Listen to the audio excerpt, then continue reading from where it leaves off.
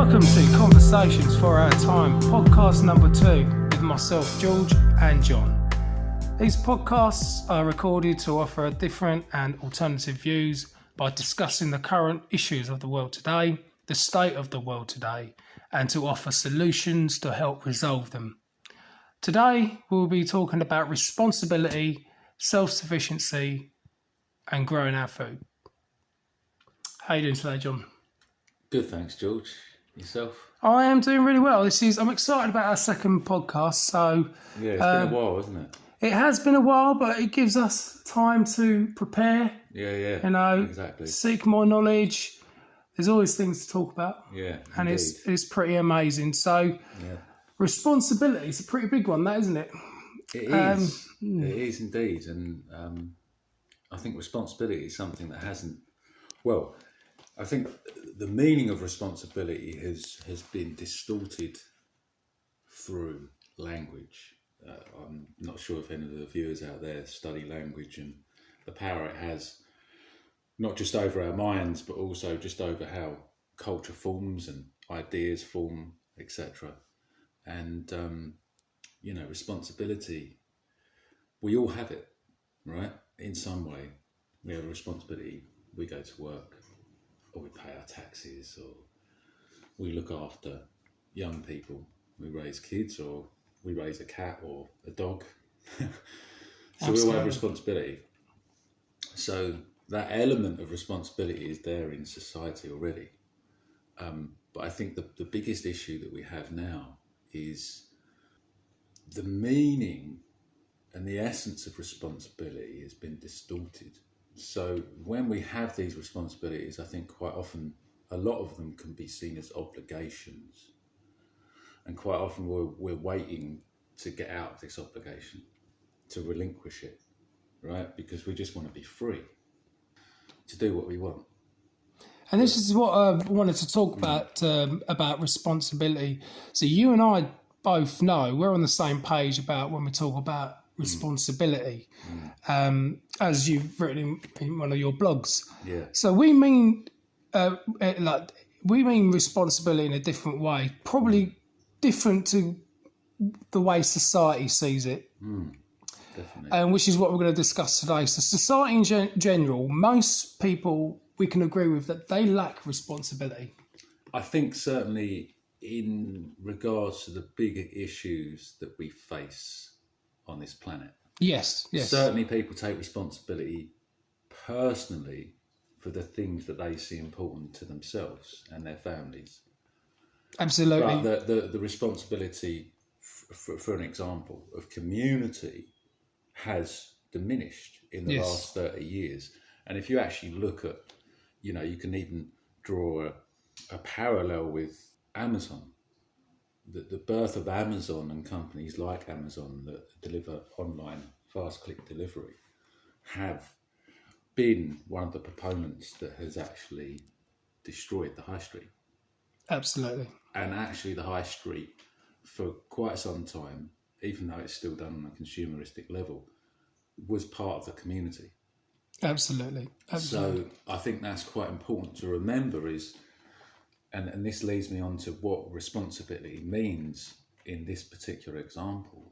Well, this is what I'll just make it clear. I know I said that people lack responsibility, and it is harsh, but it's nevertheless it is a harsh truth that I always point out. So we understand, for example, that if you're a father and you're in a marriage and you have children, both parents are working, children have to go to school, and parents are paying their bills.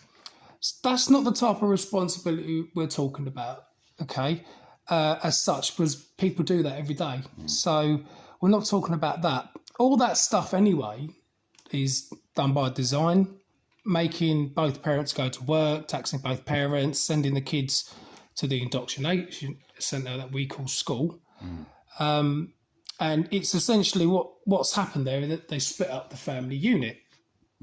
Okay, so that's more or less what has happened. That's all done by the Rockefeller Foundation, as we know, whose mission, which is supposedly unchanged since 1913, I believe, to promote the well-being of humanity throughout the world, which is not what they're actually doing.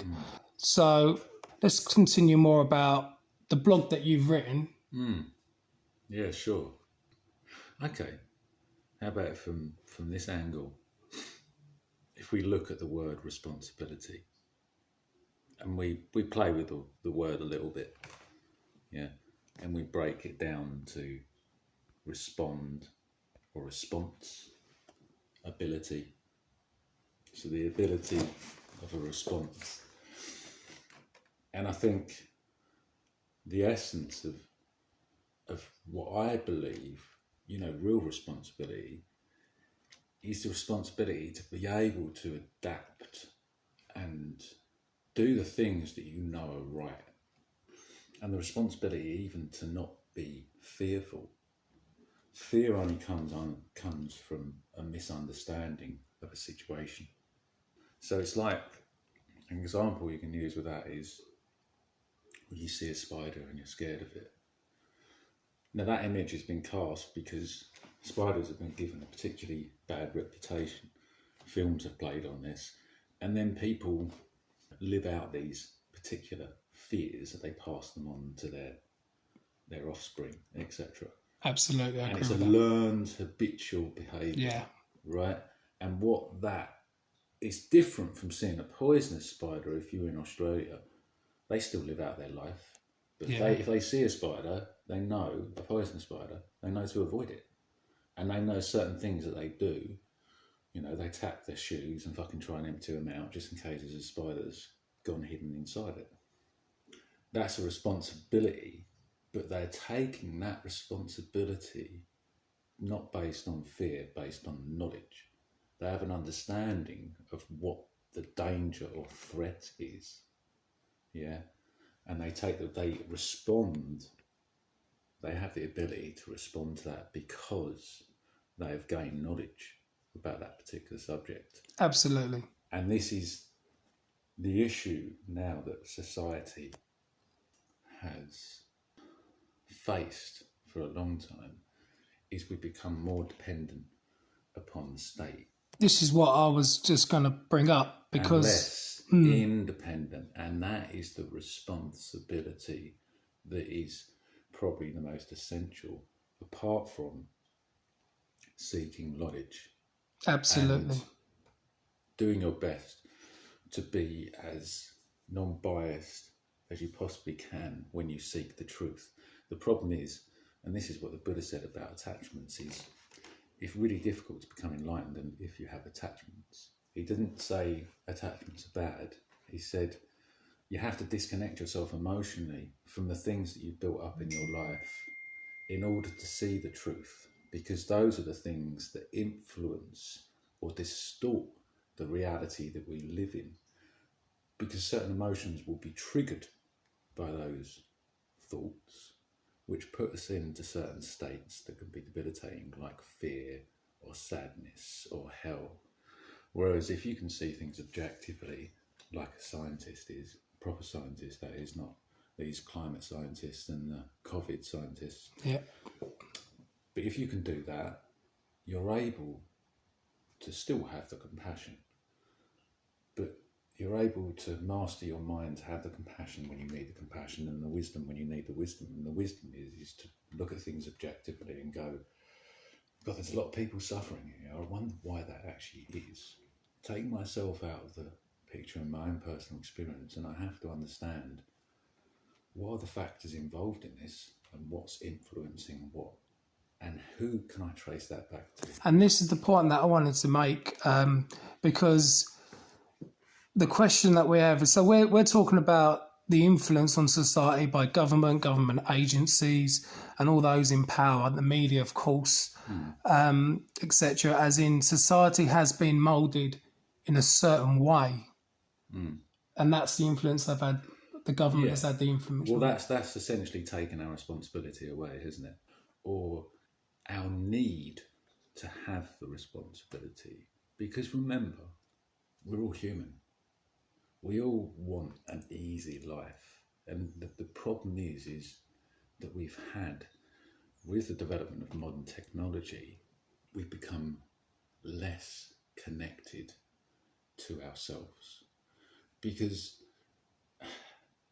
it's a weird paradigm that we become these voyeurs of observing other people, but how much do we really observe our own minds?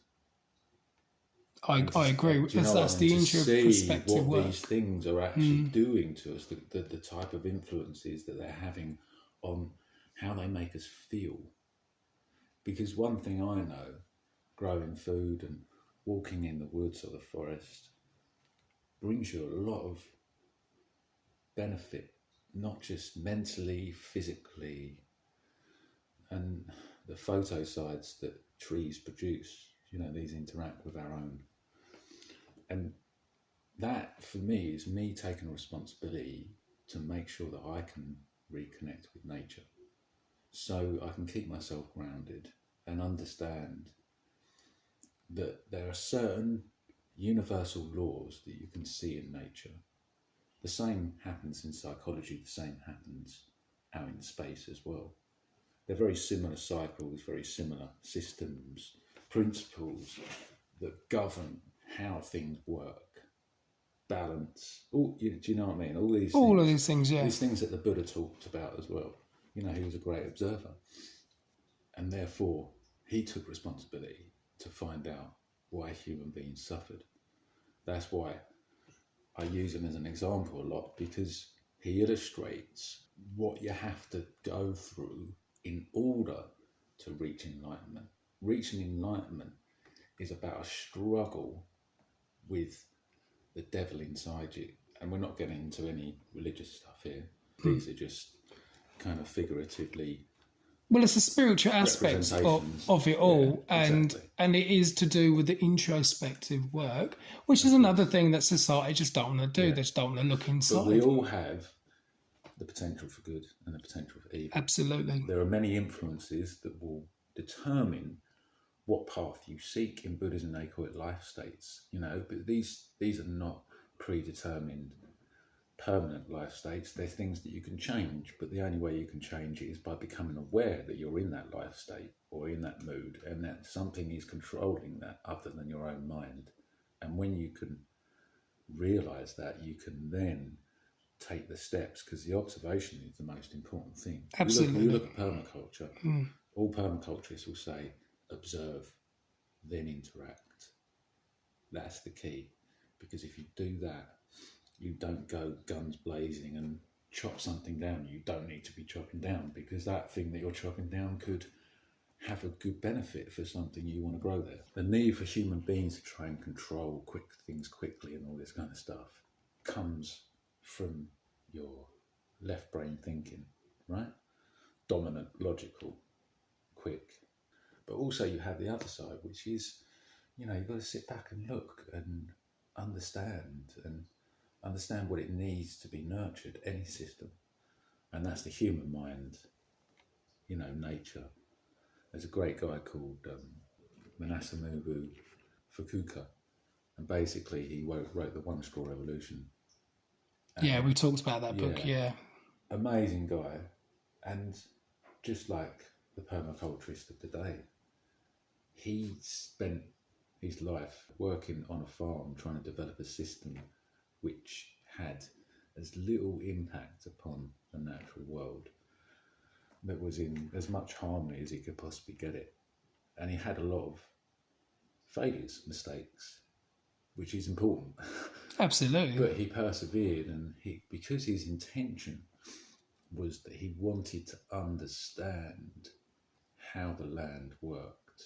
And that's why he was able to produce food that was some of the best in Japan, as good a yield as any other farm that had grown any other system, whether it be pesticides or organic.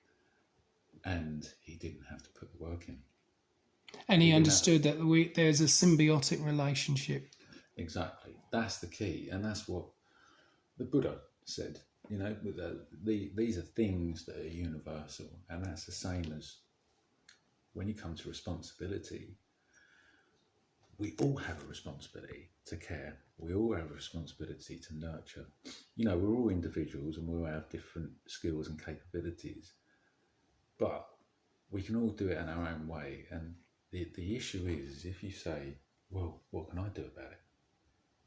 Well, that comes from a state of ignorance. It's a little me syndrome. Well, it is, but it's been perpetuated by the fact that the responsibility has been taken away.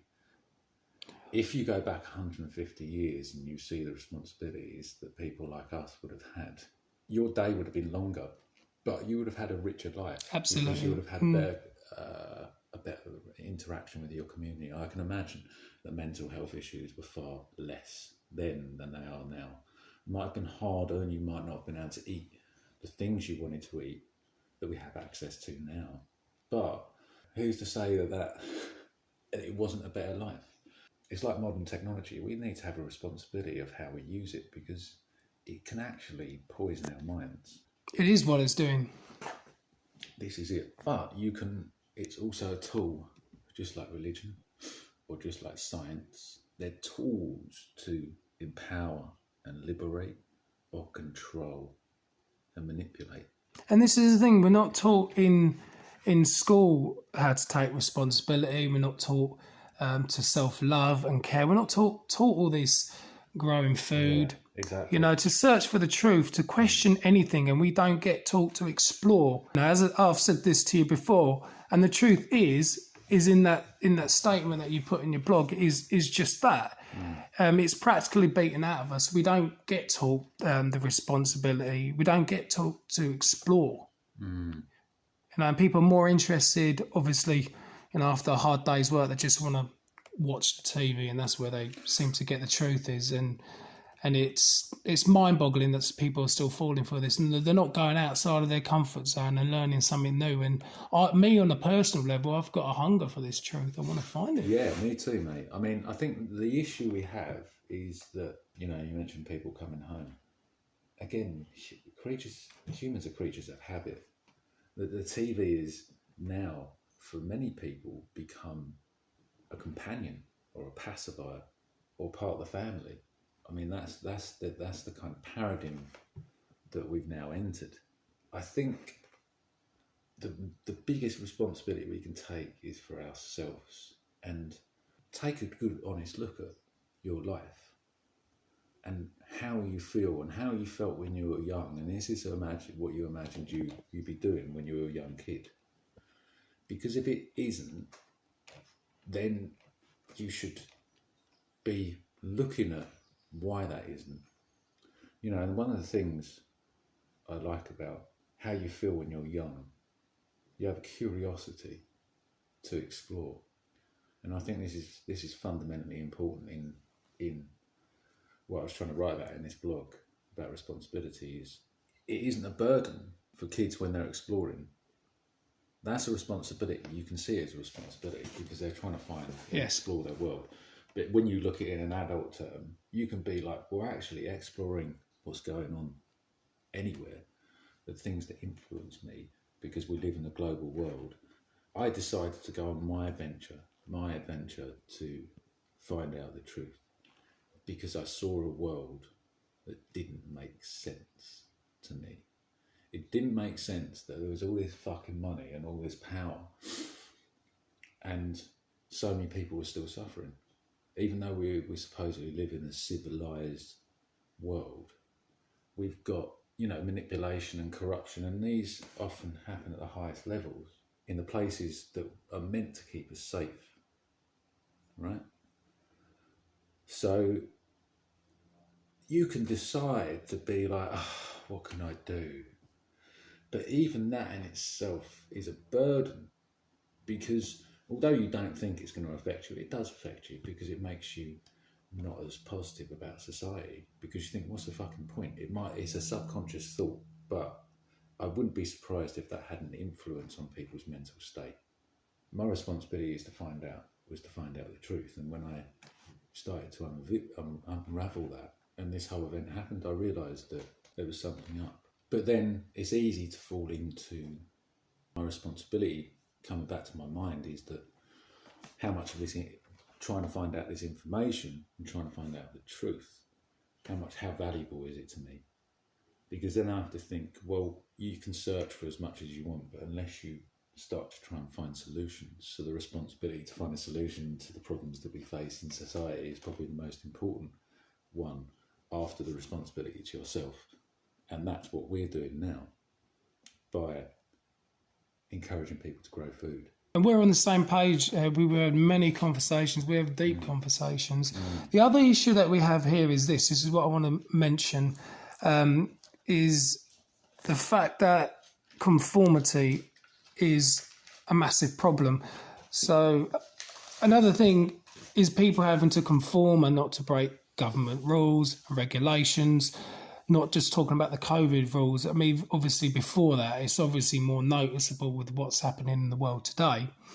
But in general, everything before that. And I've always said that those in power make and break their own rules. All the time, they've done it for decades. And yet, if we don't abide by their rules, we get punished if we don't agree with them. So I question voters because I'm always harsh on them, and I'll be the first one to admit that I'm harsh on these voters, but for good reason, because I ask voters, where is your freedom? You know, if you have to abide by their rules, you know, you don't have any freedom. And it is a fair question. You only get your freedom if you obey, which means you haven't got your freedom in the first place. This is what I try to explain to voters, but they never seem to listen. And this is an example of what we mean about responsibility. Their responsibility is to stand up and say no, because we are forced to pay tax, which gives the government the money to obviously build bombs and blow up children and mothers in foreign countries that have got nothing to do with them, you know, all by a say-so, you know, and they avoid paying tax, use our tax money to buy second homes and give themselves pay rises, and not to mention the other sort of disgusting crimes that they've done over the decades, which is really obvious. And they have committed this for decade after decade, yet they are still doing this. And even in 2019, the House of Lords claiming something like £23 million of taxpayers' money for expenses, and that's the House of Lords. So there's no uproar from voters. There's no uproar from society. This is their responsibility to take some sort of action, which is what they're lacking. They're not taking any kind of action. They seem to not care. Whilst there's world hunger still, it still continues. Our question is where does our money go? Where does our money go? They must think, I don't know, they must think someone else will sort it out. And that's, again, not taking responsibility. They always assume that somebody else is going to sort these things out, these crimes against humanity. So it never gets sorted out. They're still doing it to this day. It's not good enough. I will make it abundantly clear to society I'm equally as disgusted with voters as I am with those in power. I don't want to sound too nice to them, but it is the truth. It's another harsh truth. So those in power continue to profit from crises like now. I mean, they've given themselves a pay rise, and there's no uproar. There's no uproar. Yeah, well, everyone's too confused, isn't there? Again, it comes back to solutions, man. What can we do? What responsibility can everyone take to opt out of this madness that we're in right now? And the only way you can really do that is to disengage from this kind of consumer frenzy. Just, you know, we're buying shit to fill a hole that's empty. And that emptiness has come from the fact that we've been disconnected from nature. In my opinion, that is. And the only way I believe that people can gain back some power, especially now, plus if they're talking about permanent fucking pandemic that I saw the other day because of all the different strains, then there'll be probably future lockdowns. So what can people do in their own homes that can be beneficial for them? In firstly, to opt out, and secondly, to give themselves a healthier life. We've talked about this. We both do it. We both grow food. And I think this is absolutely essential. There's many scientific studies which talk about the soil biome and the gut microbiome that basically are connected and have been connected for tens and hundreds of thousands of years. Us eating stuff that grows in healthy, nutritious soil. Another thing we buy from all these supermarkets, but how many people have looked into the nutritional value of food that's grown in monocrop, artificially fertilised fields? Absolutely. Between 10 and 90% the nutritional content of vegetables grown in the Western world has dropped that amount in the last 70 years, which is a depletion of the soil. So this is another thing that's really important. Who's looking out for one of the most important elements that we can get on our planet, which is the soil, which grows all our food? I've been buying from the local farm for some time now, organic farm, and we've been so distracted with what people have been telling us about what is good and healthy for us and what's going to make us happy, that we've forgotten that the solutions are really simple. They are. They're in our faces. I can tell you, my hands are still covered in soil now. I was building a raised bed for Grace in the back garden. I feel good. When I'm with soil or planting, there's a feeling you get from trying to nurture something, whatever it is. And anyone that's got kids or a pet will understand that, or that grows food. That's a responsibility as well, because it's our well-being. If we all took the responsibility for our well-being, emotional, spiritual, mental, physical, then we wouldn't be in half the issues we're in now, because we wouldn't be accepting the fucking shit food that's fucking given to us, or the nutritionally undense food that the agro business is given to us, supermarkets. Or we wouldn't accept that when we got a headache, we take a fucking aspirin. Because, well, why have we got the headache in the first place? Take some responsibility for finding out what's causing that thing. It might be hard to look into that and address it, but it's going to benefit you in the end, because you don't become reliant upon someone else. You don't become a slave. Nobody wants to be a fucking slave, but a lot of us are without even knowing it. Without knowing it, yeah, that's what they've done. Because they have, but it's through the mind that they've done that. There's massive mind control, absolutely. So that is responsibility for the mind, responsibility for your health, and responsibility for your community. Going back to the disconnection part, because I've always said that, and we've had many conversations about that. People are disconnected from themselves and nature, but I kind of use it as a metaphor, because you can never really be disconnected from yourself or nature as such. But I use it as a metaphor, because what I mean by that is they don't have a proper relationship with themselves. They don't have a proper relationship with nature. I mean, if these people, if they were alone, they wouldn't know what to do. Me and you, we know what to do on our own. We grow, we evolve, we read books and things like that. I think when you live in a capitalist society, there's a lot of externality, right? External thinking. We're not really taught to look into ourselves and not feel guilty about feeling a particular way.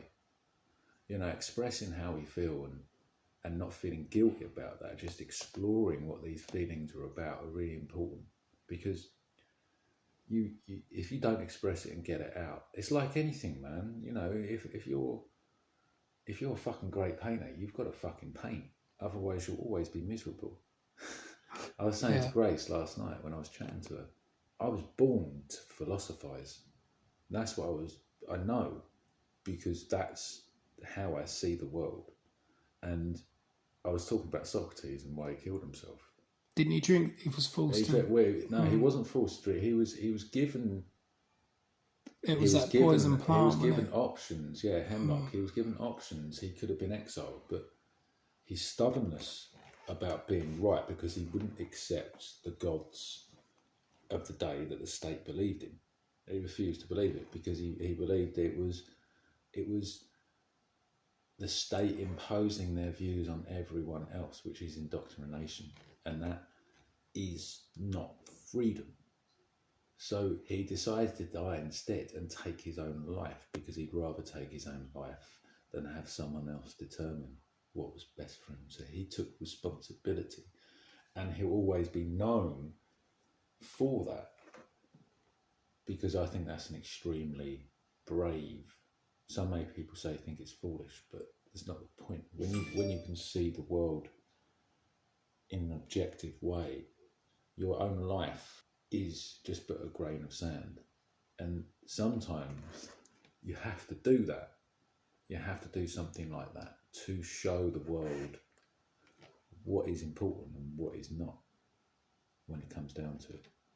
All these amazing people took responsibility. So it's not hard, as I said. I say this, I like to see things like how easy is it to just make that transition? Well, growing food, for instance, you can get enjoyment from growing food. Once you've been doing it for about a year or two, you can have a completely self-sufficient system where you don't have to buy anything.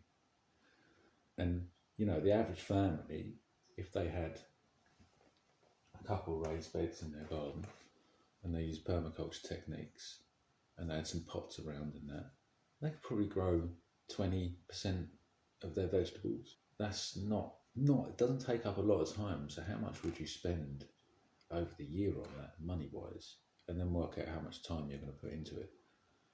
Well, you're going to be saving money, but also you're going to be getting fresh, nutritionally rich vegetables, and you empower yourself because you've grown something and then you've eaten it.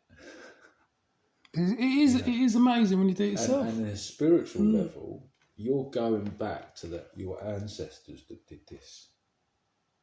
You're tapping into that DNA memory that I believe in, I know you do as well, that this is in us already, because we've learned this in the past. We just need to start doing it, and then we can just learn again, and we just need to cut all the white noise and the bullshit out and just observe and interact. I'm glad you mentioned that, because as I say, most people, like, metaphorically speaking, are disconnected from nature. The sad fact is that they literally behave in a way that, by their own actions, that those actions pretty much say that they have no respect for nature and just really don't care for it. It does, again, it sounds harsh, but it is a fact, because you just have to look by their actions.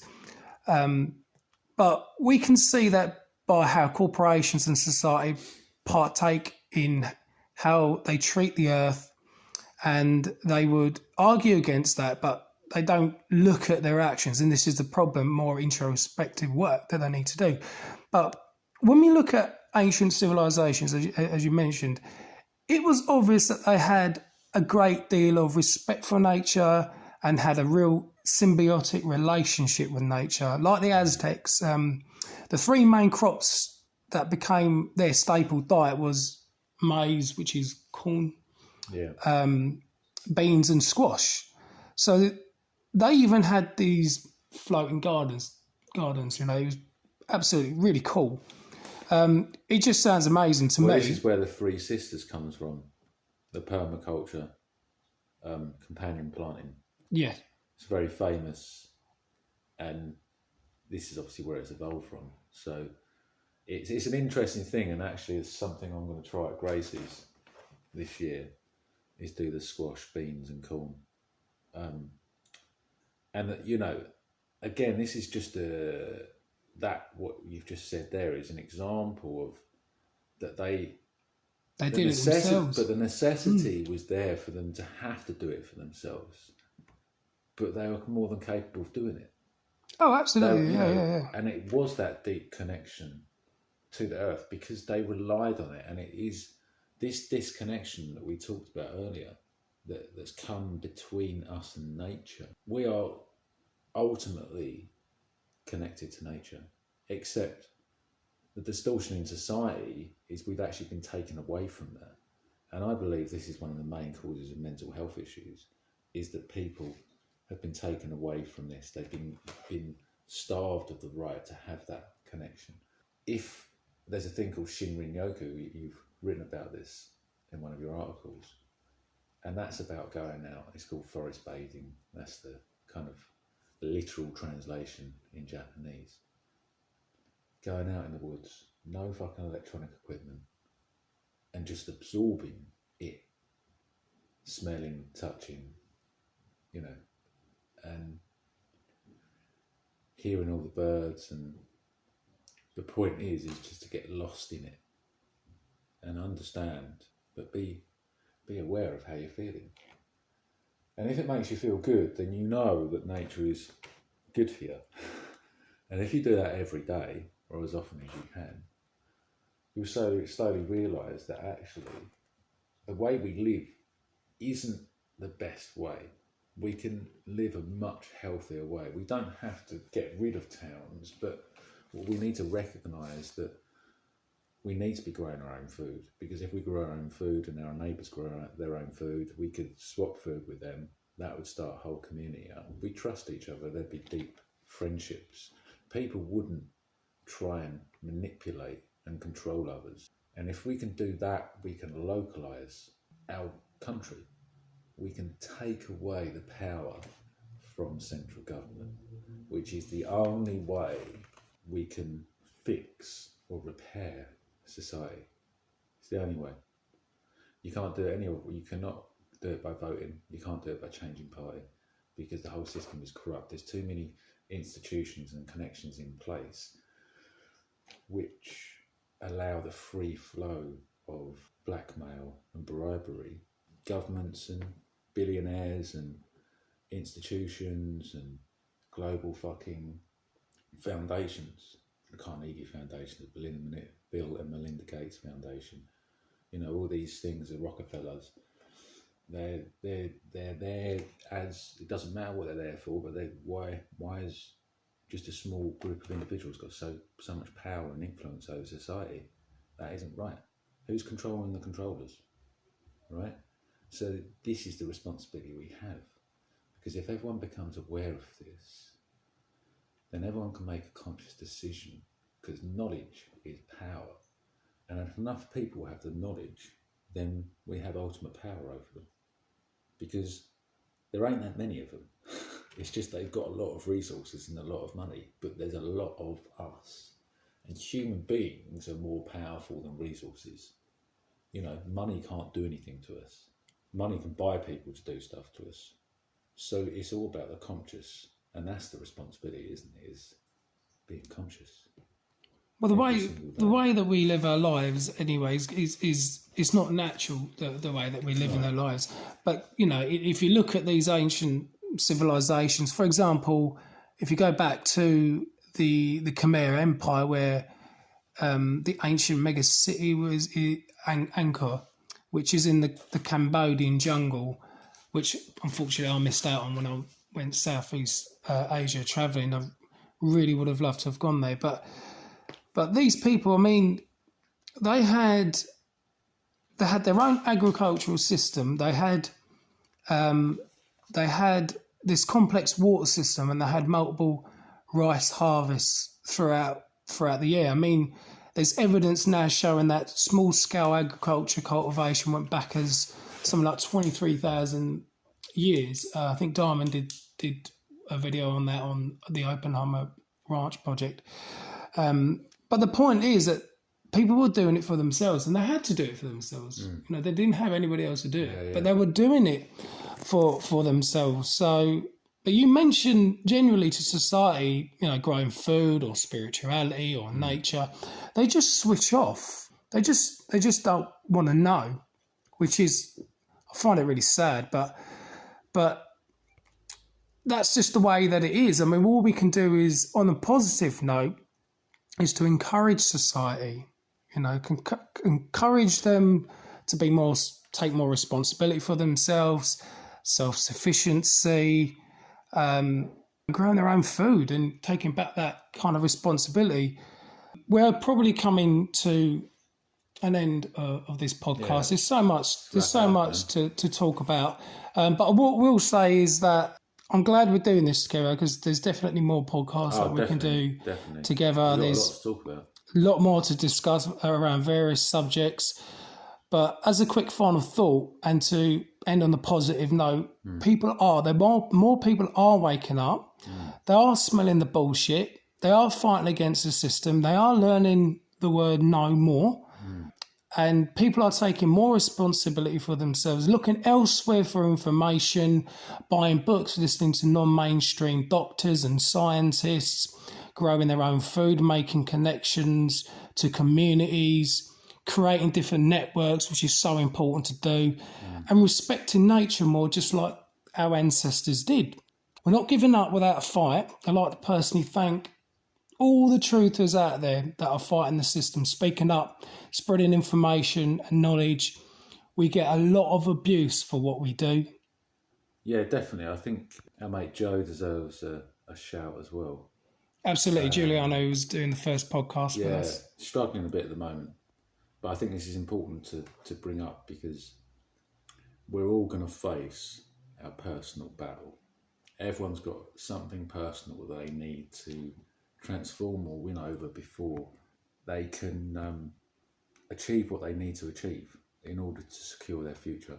I think it's just really important to remember that supporting each other is just as important as learning knowledge and learning skills. Learning to be compassionate towards others.